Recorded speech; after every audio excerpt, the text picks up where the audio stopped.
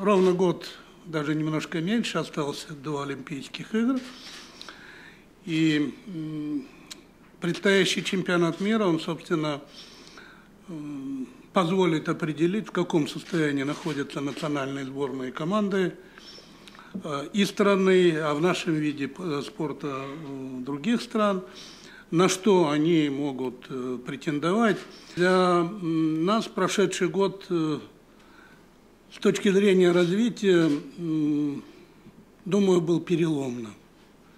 Прежде всего потому, что в минувшем году, по сути дела, введены, хотя они не сданы еще полностью, но введены в эксплуатацию 3 крупнейших международных комплекса по прыжкам на лыжах с трамплина и по лыжному двоеборью. Это Сочинский трамплинный комплекс.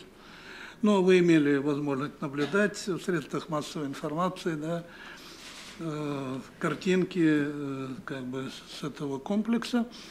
Это трамплинный комплекс в Чайковском. И буквально через 4 дня пройдут первые официальные соревнования на трамплинном комплексе «Аист» в Нижнем Тагиле. Там пройдет Кубок России и Кубок губернатора. Много или мало 3 трамплинных комплекса для такой огромной страны, как Россия? Конечно, мало. Но если иметь в виду, что еще в начале прошлого года у нас не было ничего, и, собственно, подготовка сборных осуществлялась исключительно на спортивных сооружениях за рубежом, потому что те детские тренировочные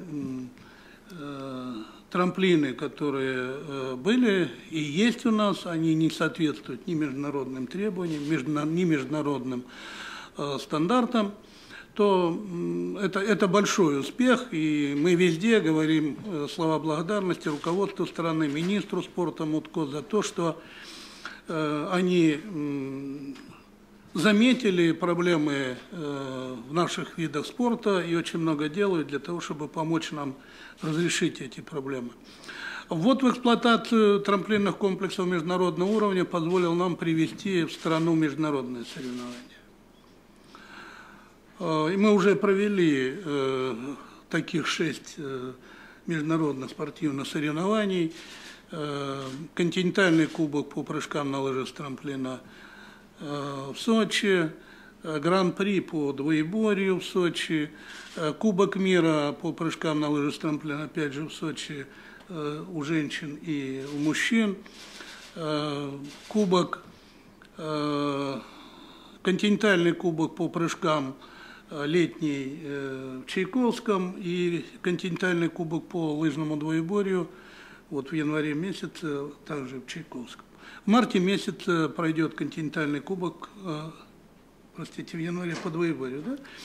В марте месяце пройдет континентальный кубок по прыжкам на лыжах с трамплина в Чайковском. Что значит для нас международное соревнование?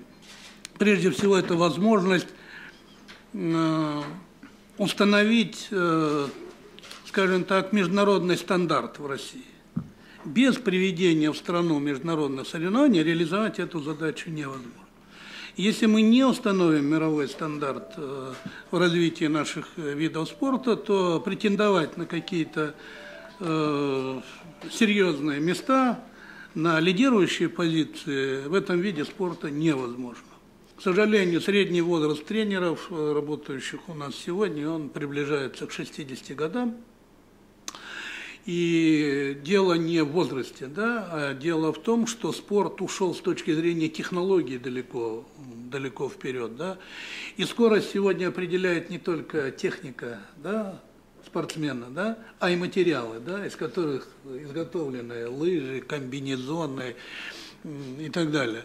Да, и если сегодня скорость доходит там до 96-97 километров в час, да, на столе разгона, да, на лыжне разгона, да, на столе отрыва, то, значит, на наших трамплинах, вот этих доморощенных, мы порой и значит, 70-75 километров не можем обеспечить. Это вот есть такая проблема. Но повторяем, главный сегодня вопрос – это вопрос тренеров. Да?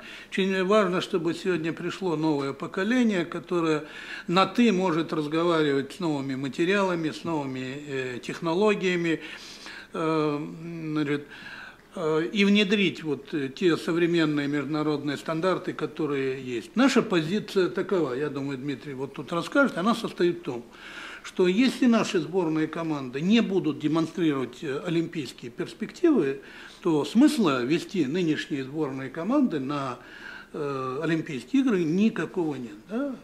Какая разница, кто займет там место в хвосте турнирной таблицы, да? Начиная, я имею в виду юниор, да, которому 19-20 лет, да, или взрослый спортсмен. Но юниор, он как бы наберется опыта, да, и с ним и тем самым уже мы через них начнем подготовку к очередным Олимпийским играм. Спортсмены об этом знают, тренеры об этом знают. Эта позиция наша, она не навязана, она общая наша позиция. У нас есть это общее понимание. И вот с этим пониманием мы идем к Олимпийским играм.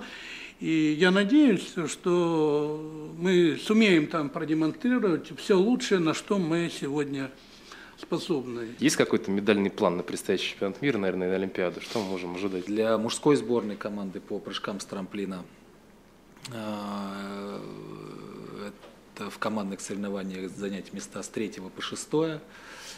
И в индивидуальных соревнованиях бороться за десятку сильнейших. В принципе, те результаты, которые команда показывала в течение этого сезона на этапах Кубка мира, особенно лидер наших прыжков с трамплина Васильев Дмитрий, в принципе, нам вселяет оптимизм. И как уже Александр Тимофеевич сказал, что действительно по итогам предстоящего чемпионата мира мы действительно, да, для себя будем понимать, на что же мы все-таки рассчитываем на Олимпийских играх. Поэтому это то, что касается задач мужской сборной. Для женской сборной по прыжкам также есть задача, да, это в личном старте бороться за десятку сильнейших. К сожалению, в программу и чемпионата мира, и Олимпийских игр командные соревнования у женщин не включены. Впервые будет проводиться так называемый командный микс на чемпионате мира, где примут участие 2 ребят и 2 женщины. Мы надеемся, что команда сможет занять места 8 сильнейших, то есть попасть в финальную часть соревнований, которая определяется 8 лучшими командами. Для двоеборцев также есть задачи. К сожалению, те результаты, которые команда по двоеборью показывает в этом году, не вселяет оптимизм выполнения тех задач, которые федерация поставила, и результаты, которые были показаны на домашнем и континентальном кубке в Чайковском, и на Кубке мира в Сочи, который буквально недавно завершился,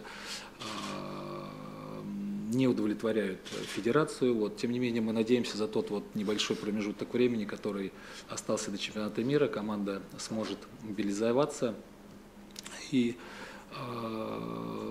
по крайней мере, близко подойти к тем задачам, которые поставила федерация. Это бороться в командных соревнованиях с 6 по 8 место, также за 8 сильнейших, и в индивидуальном зачете войти в 15 сильнейших.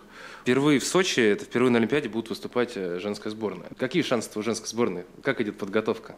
В нашем виде спорта сюрпризы очень часто бывают. И мы надеемся, что все-таки подойдем к Олимпийским играм в хорошей спортивной форме. Перспективы есть у девчонок. Ирина, сейчас Анастасия Гладышева начинает приближаться к тому уровню, который показывают на международных, стартах. Потом у нас очень хорошая подрастает молодежь. Это Софья Тихонова, которая в свои 14 лет показала сейчас 15-й результат на юниорском чемпионате мира. Также Грушина Дарья и Кустова Кустова, Сутягина. То есть вот эти девочки, которым сейчас по 14 лет, они смогут у нас выступать на Олимпийских играх, им будет по 15 лет.